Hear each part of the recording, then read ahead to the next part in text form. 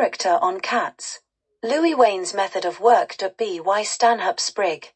There are few modern artists in black and white that have touched the hearts of the common dim populations so closely as Louis Wain has within quite recent times. Go where you will in the ordinary country home, you seem to be constantly confronted by the reproduction of some drawing of his, sometimes in a place of honor in a room to be seen of all, sometimes in a bedroom flanked by gorgeous lithographs of Bubbles, Flaming June, Cherry Ripe, and of other world-famous works. Some critics fancy that it is his most characteristic subject which possesses this gift of pleasing all.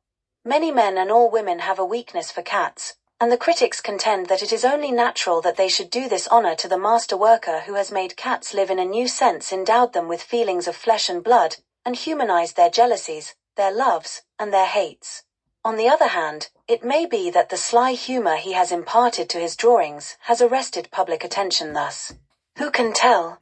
To me it seems that there is more real brotherhood of appreciation in one truly humorous drawing than in 100 sketches of an artist purposely and painfully modern. The drawing is like a joke that we wear threadbare by repetition. We see the merits, the essential humanity of the caricature, and we desire that everybody should do the same. So we valiantly hang it on our inner walls. It is a curious thing, however, that this man, who has made cats the study of his lifetime, never speaks of them in the ordinary routine of life. For nearly 4 years had one known Louis Wain before I broke through the reserve with which he has hedged himself on the subject. Then, as so often happens, accident helped me through the task. We were standing on the balcony of a big ice palace that had sprung up fairy fashion in the West End of London, taking a final peep at the busy throng of figures and idly dangling our skates. Suddenly a girl in something soft and clinging and blue glided before us, hugging a black kitten tightly in her arms. "How comfortable Pussy seems," I remarked. "How odd she does not bite and scratch and fight to get free." "Not at all," returned Louis Wain gently. "Cats are like children. Educate them properly and you can do with them and their characters even as you will." We dropped on to one of the lounges against the rails and, with 2 or 3 idle questions, I persuaded the reticent artist nature of my companion to sink into the background, and the late president of the National Cat Club to speak frankly and freely thus.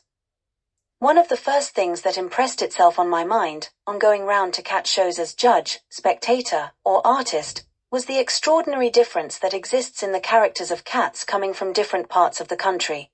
Indeed, the effect that a crowded exhibition and its surroundings have upon different cats is really very strange. Most of those cats which, at home, are rarely drawn out of themselves, and which you see, in an ordinary way, under 1 or 2 conditions of expression, immediately develop a new expression, and this typifies the effect home life has upon them. For instance, a cat which has been treated by its master or mistress very lovingly, and has, in normal circumstances, seen a number of people who have praised it, and petted it, and stroked it a great deal, will exhibit an entirely new, smug, contented, and happy expression when it comes before the public. On the other hand, the animal that has lived a life of ease, seeing no body and nothing beyond its mistress, will exhibit the most striking characteristics of its mistress. Thus, if the character of the woman be, in the main, a sulky or a snappy one, the effect of the sudden change upon the cat's life will be to bring out in the cat a sulky or a snappy disposition also. Another cat will, perhaps, show itself in the highest degree suspicious, taking after its master or mistress again, whilst a fourth, that has had to fight its way, will quarrel and rush at everything, and a fifth, that has been allowed to roam the country, will ruffle up its straw, get underneath its bed to hide right out of sight, and nothing but force will move it. This, when it becomes known, will add quite a new terror to exhibitions, I remarked. Then students of character will repair to shows by the hundred and assay the characters, not of the individual exhibits, but of the owners of the cats themselves, and writers, needy but ingenious, will compile popular handbooks and articles on how to read a woman's character from her cat. "I doubt if it will go as far as that," said Louis Wain with a merry laugh, "but the fact certainly remains." "And the poor cat's soul, how about that?" I queried. "What does that suffer by this contact with individuals, the reverse of saints?" "Cats have souls," returned Companion Myco. "Some people, I know, would have us believe that animals have souls, because sometimes they come so near to human beings in their nobilities of conduct and human qualities. I do not, however, agree with this. To my mind, an animal is simply a receptive creature that is absolutely devoid of any form of soul and is influenced altogether by its surroundings. Now, in a savage state, cats have to fight for their lives and through their life, and consequently these characteristics appear in them at that period which, when found in humanity, we associate with savagery. But take them into domestic life, give them the care and attention we bestow upon children, and what do we find? This. We never fail to imbue them with some of our own characteristics. As witness the difference between the cat of a lady of fortune and the cat of a resident in an alley, the one soft and affectionate and responsive, the other snarling, suspicious, and vindictive, I suggested. Quite so, but then again we must remember that the different circumstances in which we keep these animals alter their personal qualities. For instance, we say that a dog is more intelligent than a cat simply because we don't allow our dogs to roam about the streets at night and pick up miscellaneous companions, whereas the majority of householders, I find, turn their cats out at night to rough it. In fine, they domesticate their cats in the daytime and at night they turn them back again to a state approximating to their natural savagery. It is cruel. The effect of this treatment on the appearance of the animals themselves is most marked. Their noses get long and snipey, their eyes become almond-shaped, and their form and figure grow more lithe. Directly, however, you keep them in curtail their liberty, give into the home life, these defects I have enumerated tend to change. Their eyes alter first. These grow very round and large. The faces follow. The noses become more snub and the contour of the features rounder, while the ears get smaller, the body more compact, the anatomical configuration less angular, so that in the end the cat becomes more like a ball of fur than anything else. At the same time I am bound to admit that people have often wondered whether the large eyes of cats in my drawings are not somewhat exaggerated. That is not the fact, as can be seen by a visit to any good show and a casual glance at some of the finest animals on exhibition. The real truth of the matter is this: a cat shows more of its breeding through its eyes than it does through any other feature. Domesticity has also this effect upon it: the more highly it is domesticate, the more does its fur open out, growing thicker and longer. A roaming cat seems to keep its fur clinging very closely to its body, but I admit I have sometimes wondered whether we could not, by careful selection of short-haired cats, develop that species, by several centuries of painstaking breeding, into long-haired varieties. Indeed, I am inclined to think that this could be most certainly done given good knowledge of feeding and the right courses of treatment. At all events, it would make a very interesting experiment for the future. Cats, however, have unaccountable peku. One of our cats at home beds of all kinds, too, but none of those cats will sleep in the same place for more than a week together. The best box bed ever fashioned will only last them for that brief period. The next week, maybe, they will go and sleep on a vacant bed, another week, on a chair, another week, on a newspaper that has been carelessly dropped on the floor at night time. The weather makes no difference to them in this respect. Even if they frequent a garden, they will only make a position on a piece of brown paper, a hiding place under a pear tree, or a cozy angle of the wall a resting place of a week, and no longer. It is sometimes contended that cats are jealous animals. Personally, I do not believe that they are, and for the reason that the impressions we make upon them only seem to subject them to our influence for the time being. In this respect they resemble ordinary persons, who, under the strain and stress of modern life, can never be truthfully described, in the mass, as constant. Rather are we not all striving for something new to possess, some suis Wain. New sensation, some new vantage ground to attain? But how do you account for the constancy over again made beds out of boxes for each in cats which causes them to travel miles in order to return to homes where they have been happy and well treated? I queried. Surely that fact does not square with your contention that the influence we establish over cats is only, at the best, a thing, transitory.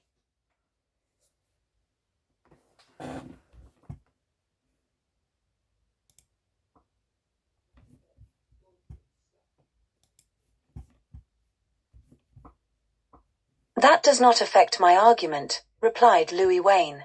Take a typical case. You choose an average kitten and rear it altogether in one. As to the idea that cats are good weather gauges, I do not credit that. I believe that the reason a cat washes itself over its ears or not is bound up with the particular method by which the particular animal cleans itself. Its main object in washing, to my mind, is just to complete an electrical circuit, for by so doing it generates heat and therefore a pleasing sensation in its fur. A strong cat, remember, will always clean itself better than a weak cat. Housewives, however, ought to recollect this. The better they feed their cats, the more carefully they bring them up, the less efficient are the cats in catching mice. Thus the tendency of the improved tray mistresses, however, need not fear that their pet cats, as a rule, will suffer much from the dogs of their neighbors. A cat can always fight a dog, unless a dog is a very old hand at the game, and then he comes at the cat with his tail first, and does all he can to make the cat land out at him. Then he wheels sharply round and nips the cat just as she has expended her force. A greyhound will go straight after a cat if it is running away from it, but not unless, and a cat will always stand up to a dog until it barks, and then that bark unnerves it and it often seeks safety in flight. One Uckerly, the dog that barks never got domesticated or became half as intelligent as ours. The like truth is suggest from India, where monkeys are worshipped. These are allowed to become nuisances. They are fed and they have any amount of liberty, and what is the consequence? They never lose their innate savagery. The method of caring for them has been wrong. All the devotion and care expended on them is practically wasted, and, if we treated our cats in the same fashion as the Indians do these monkeys, they would become just as wild and undomesticated.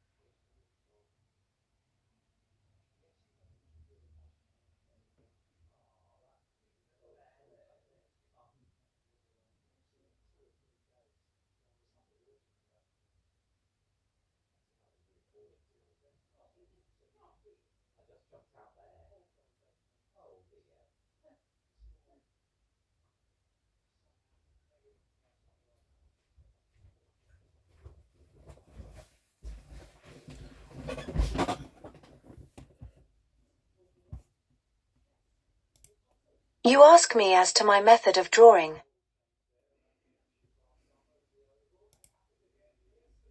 Is not the dog that does much harm. It's the quiet, meek-looking terrier that wags its stump of a tail at you in a trustful, simple kind. At the same time, all animals, even the wildest, can be subjected in some way to the dominion of man, and be domesticated to some extent. Here, for instance, are two very curious facts about cats. Many persons, including some of our greatest naturalists, believe that our English domestic cat is descended from the Egyptian domestic cat. Yet all records go to prove that the cats of Egypt lived in droves, were cared for in droves, were fed in droves, and worshipped in droves, with the result that Egyptian cats.